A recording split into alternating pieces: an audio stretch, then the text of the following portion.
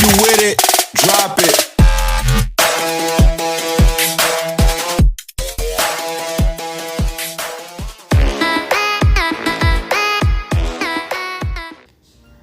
Perlengkapan jenazah. Yang pertama, kain kafan.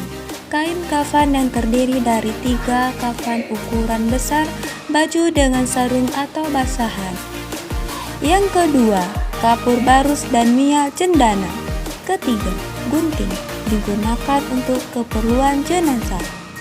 Yang keempat, kapas digunakan untuk menutupi lubang-lubang pada jenazah. Jadi yang pertama, kita siapkan dulu tali untuk mengikat jenazah sebanyak 5 buah. Nah, untuk kain yang pertama, ini kita letakkan di kepala. Untuk tali yang kedua, ini kita letakkan di bagian leher. Dan untuk tali yang ketiga, ini kita letakkan di bagian dada. Dan tali untuk yang keempat, kita letakkan di bagian lutut.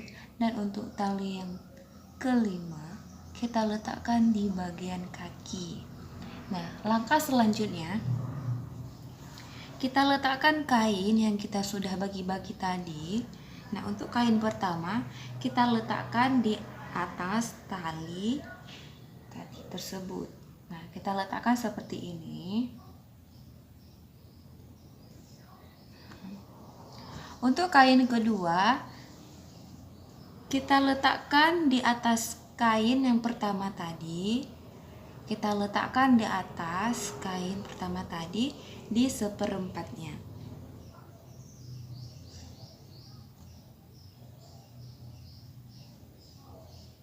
Nah, seperti ini. Kemudian kita letakkan kain yang ketiga itu di bagian tengahnya. Seperti ini.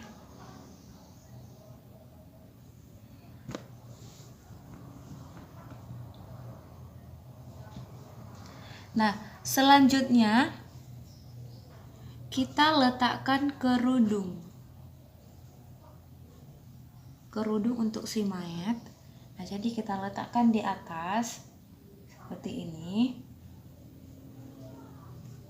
Kemudian kita letakkan baju untuk jenazah yang sudah dibuat digunting di tengahnya.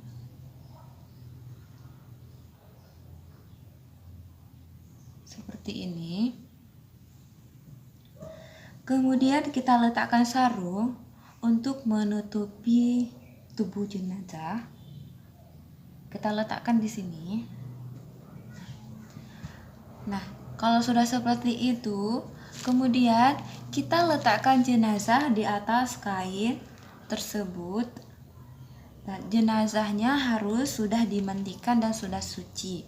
Nah, ini boneka. Anggap saja ini adalah jenazah perempuan orang dewasa. Nah, kita letakkan seperti ini.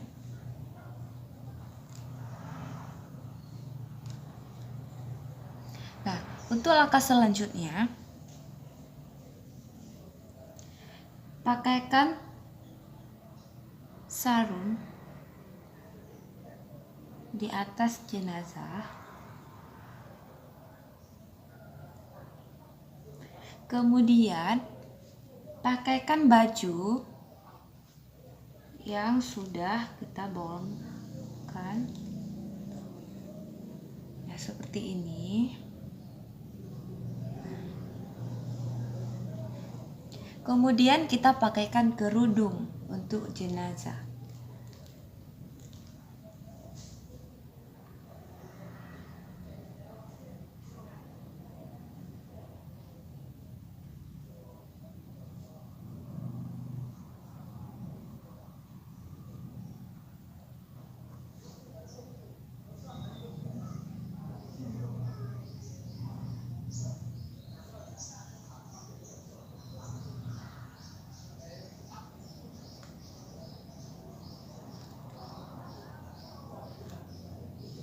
Udah seperti ini.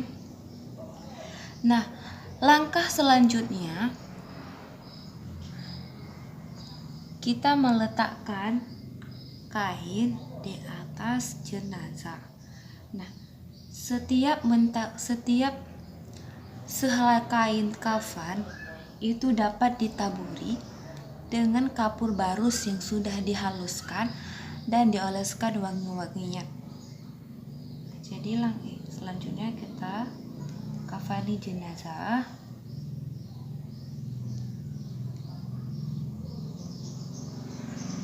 Kita tutup jenazahnya, kemudian diiringi dengan kain selanjutnya.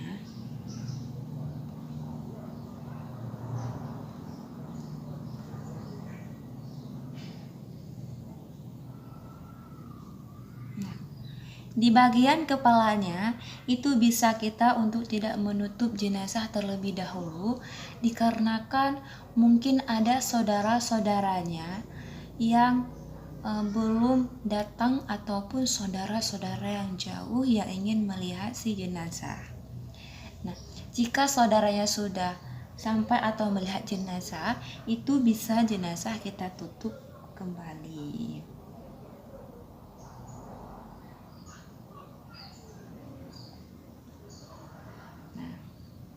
Setelah ini, lalu kita ikat jenazah dengan tali yang sudah kita sediakan tadi. Itu bisa kita ikat di bagian kepala terlebih dahulu atau di bagian kaki terlebih dahulu.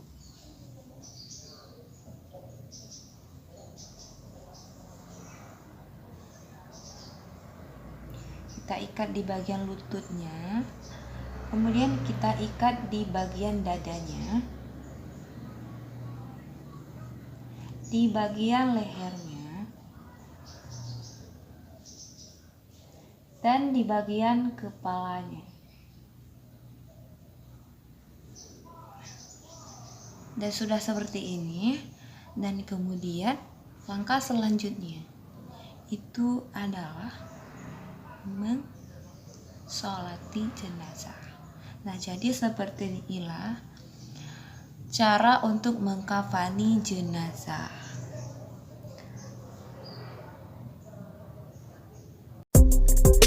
Alat-alat yang dibutuhkan untuk memandikan jenazah. Yang pertama, tempat pemandian. Yang kedua, ember, gayung, dan air mutlak. Ketiga, kapas. Keempat, kapur barus dan jeruk perut yang sudah dihaluskan.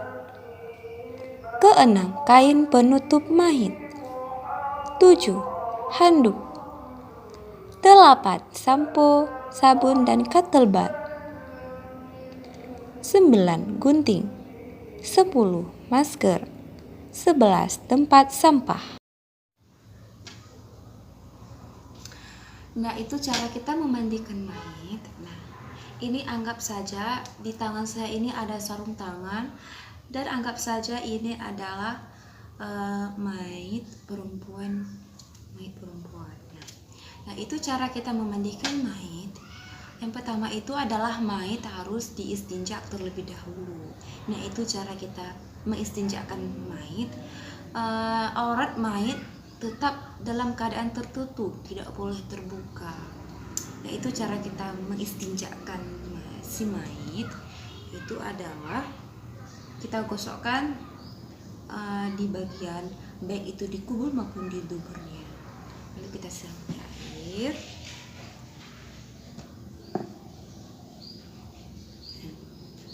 Setelah itu kita bersihkan gigi si mayit, baik itu di segala lubang-lubang pada mayit, baik itu di gigi, di hidung, di telinga. Baik itu di gigi kita bersihkan, baik itu di telinga, di hidungnya, baik itu di kuku maupun di kuku kaki, pokoknya ada seluruh kotoran yang menempel di bagian mayit harus bersih, harus kita cuci dulu. Lalu kita siram pakai air.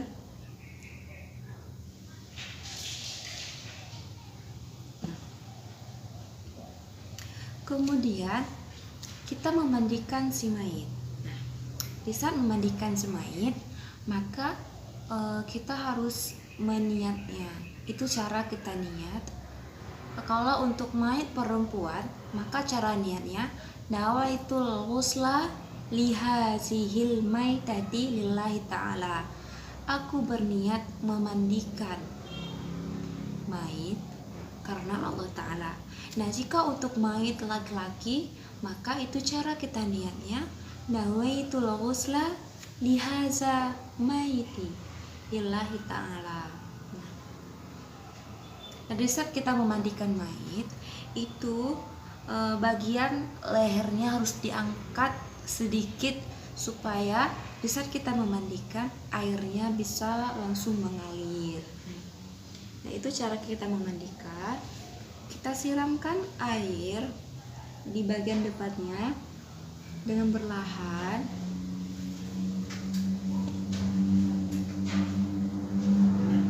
Jika sudah di bagian depan, lalu di bagian kanan, sebelah kanan kita miringkan.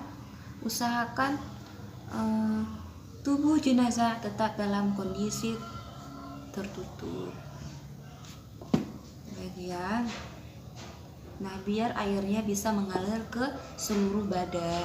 Kita kusuk-kusuk biar airnya merata. Lalu di bagian kiri. Nah, jika sudah, maka langkah selanjutnya adalah memakai jenazah seperti sabun mandi, seperti sampo. Kita pakai sampo. Kita pakai sabun mandi.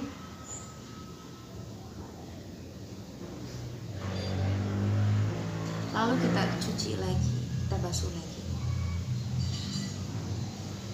Nah, selanjutnya adalah kita menyiram menggunakan air kapu barus. Tuh, sebanyak 3 kali. Nah, itu di bagian depan 1 kali, di bagian kanan, di bagian kiri. Nah, selanjutnya adalah kita sirami jenazah dengan air jeruk perut. Itu juga sebanyak 3 kali.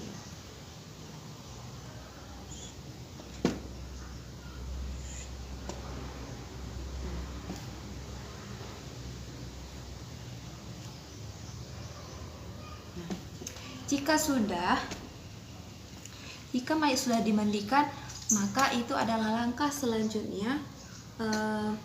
Mayit harus diudukkan. Itu cara berwuduk. Maka cara niat berwuduk, nawaitul wudu'a lihazihil maitati lillahi ta'ala. Nah, seperti itu ya. Itu cara kita berwuduk. Yang pertama, kita siram muka si mayit sebanyak 3 kali, harus merata.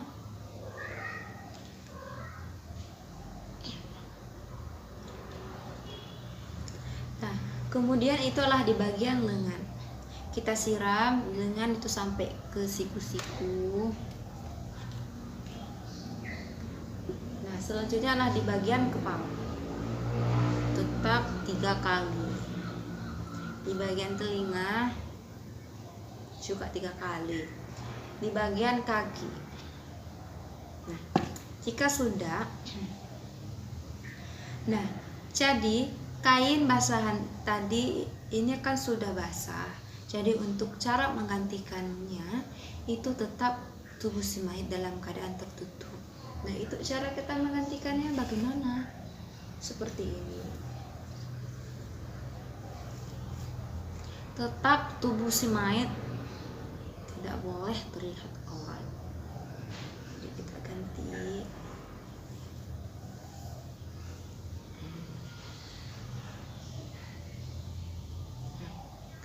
Jika sudah, maka mayit siap untuk dikafani.